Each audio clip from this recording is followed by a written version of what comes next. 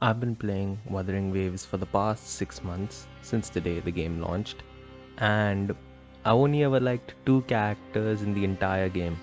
I have many characters right now, but only two characters stand out. One of them is Jinshi. I have her weapon, I have her all maxed out and all, level 90 skills are at level 8 and something. So she's one of my favorite characters in the game, and I usually main her. But with this patch, with 1.4, when they launched Camellya, initially I was kind of skeptical, because I saw the treatment how Jirja and Shorekeeper and every female got, basically they were the simp for Rover. So I did expect that Camellya would be a huge simp for the Rover. Her personality and everything just, sparked that idea. It was quite obvious from the moment that we first met her in the version 1.1.0's main story.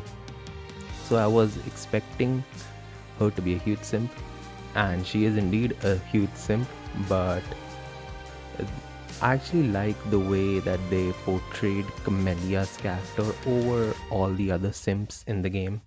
And yes, I consider now Wuthering Waves to be a romantic action adventure game because every character just sims for the main character. It's too obvious right now.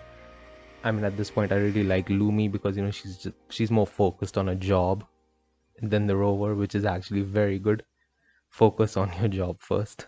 But yeah, Camellya's personality, Camellya's backstory. I finished her main quest today, and it was really touching. I preferred this story more than the Shorekeeper story, which I heard, I saw many people praising the hell out of it, but I didn't find the Shorekeeper story that intriguing. And I don't know, I just found Camellya's story much more interesting because her past is similar to Rover's past. Like, she also lost her memories. She is also from the old civilization. She was someone close to Rover, and it just, doesn't give us answers, but it creates a story. It creates a backstory for Rover and for Camellya as well, which I actually we have no idea what Rover is like, but through Camellya's past, we actually got to know what their relationship was and why Camellya adores the Rover so much. I may be misinterpreting it, I think, but from what I could gather, I think Camellya adores the Rover because Rover was the one that pushed Camellya. I would say that that supported her at every moment. So she's got that kind of obsessive attraction to Rover.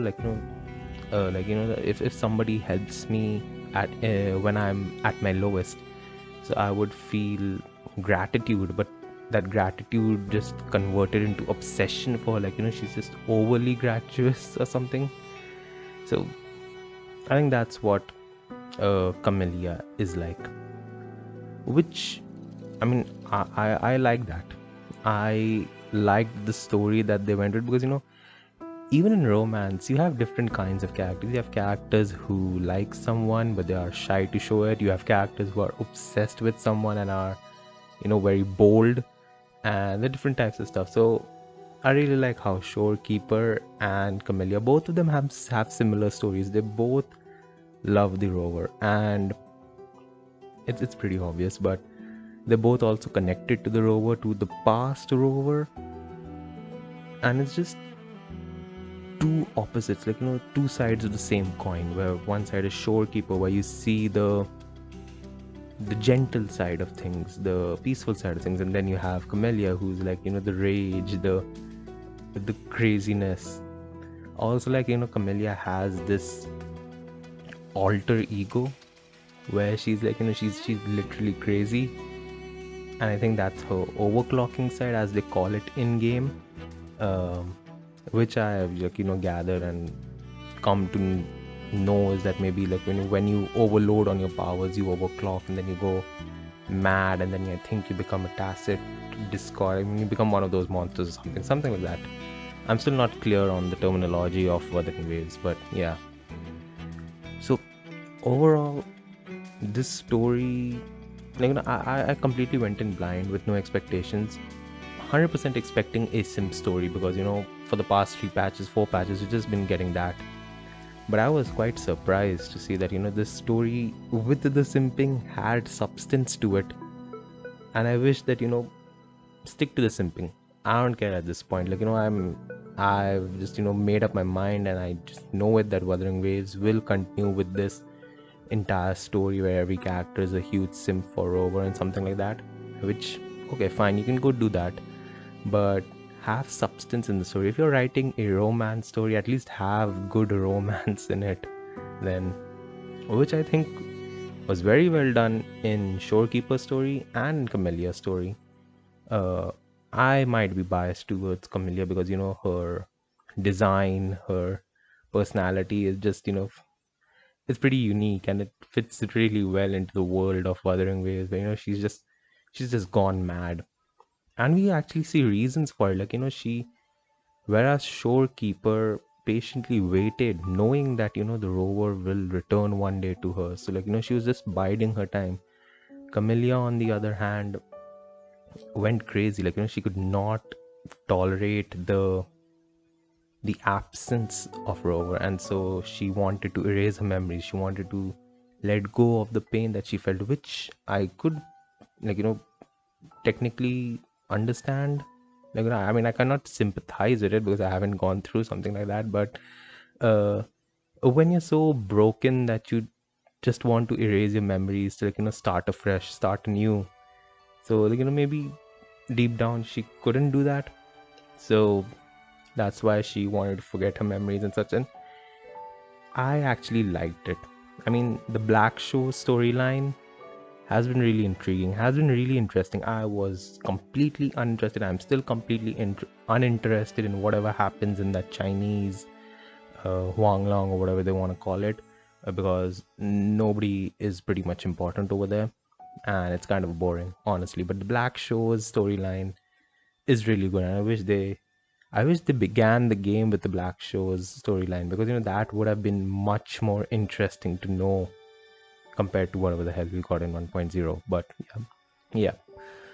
So I mean, after finishing the Camellya quest, I just went to Google Images and downloaded a bunch of wallpapers for her, because I don't know, when I get obsessed for a character, I really like them, and I really want some fan arts of them. So maybe once, whenever I'm in the mood, I could change my wallpaper. But I really liked the role, and she played a role in the Somme Noir event or something, although not much. But the voice acting, the personality, everything regarding Camellya has been amazing. The voice is a huge standout, because I always salute people who you have to voice crazy characters, but to get that craziness in your voice, especially for a character like Camellya, who has a soft side to her as well. But she puts on a face. She's like she's crazy because she does not want to reveal her true feelings, and I think that's what happened initially with Lady Flora, her past self as well, and something like that. Once again, I'm saying maybe I could be misinterpreting it, but don't take it to heart, because these stories are gonna have multiple interpretations, and I feel everybody has their own kind of understanding of a story. So yeah, but the personality wise, it was a huge hit for me.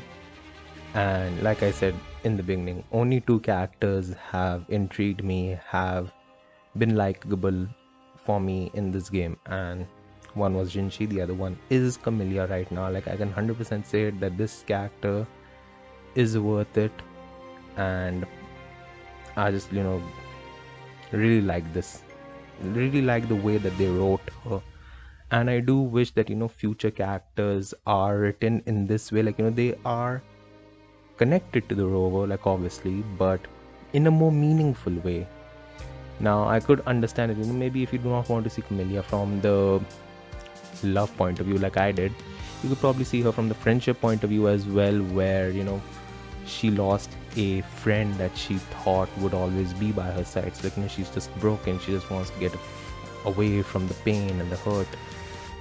So you can also perceive it that way. But yeah, I'm pretty sure Kuro Games and the writers of Wuthering Waves wanted you to focus on this girl loves the rover, so go ahead, pull for her, give me your money, stuff like that. But yeah, nah. Gameplay wise, amazing gameplay. The animations are unique. They're actually utilizing Unreal Engine to its fullest, which I appreciate because the graphics have been amazing. The animations, the facial expressions for Camellya have been gorgeous. And I think I took a lot of photos of Camellya. So yeah, I'm kind of obsessed with her right now. It's probably because of the color combination as well. The white, red, and black. Totally not Arlecchino, I guess. The profile picture that I have on my YouTube channel, Arlecchino from Genshin Impact, also having a red, black, and white vibe to her. Totally not a coincidence, I guess. Nah. I just want to say, if this is the direction they're going with companion quest, I wish this dives into the main quest as well. I wish we get characters like this, like Lumi, like Camellya, like Shorekeeper. I do not want simps anymore. The entire purpose is just to simp, and that's even Camellya's entire purpose is to simp. But with her personality, it just kind of fits into the entire picture because she's always been like that. With others, like Jinshi, who is I think the director, the magistrate or something, and she's like at his top position, or like GN or like Xiangli Ya, who we don't even know who the hell he was until his patch came out. And the moment you meet them, they start simping for you. And like that's something that's weird, and I do not want that. But yeah, characters that with Camellya or with Shorekeeper, I think it feels validated because they have a past. And while Shorekeeper does remember Rover from the past, I think I'm not 100% sure. Camellya probably felt something for the Rover, from her past self, but she could not pinpoint it as to what it was, and that's where her obsession stemmed from, and something. So the Rover Camellya ship makes sense to me, and it's just nice to see some sort of stuff like this in games. Although if they overdo it in the future patches, if they get overboard and try to make, once again, like I said, everybody simping for Rover, it would be bad. But if they stick to just this, I would really like it because the quality of Camellya's companion story was through this roof, was amazing. I think that's enough Camellya simping for now because I cannot fix her. So just be mad with her, I guess. But yeah, just my review that I do for every patch for Wuthering Waves, because there's not a lot that I can do with this game at this moment, because the game half of the time runs on like 29-30 FPS or so.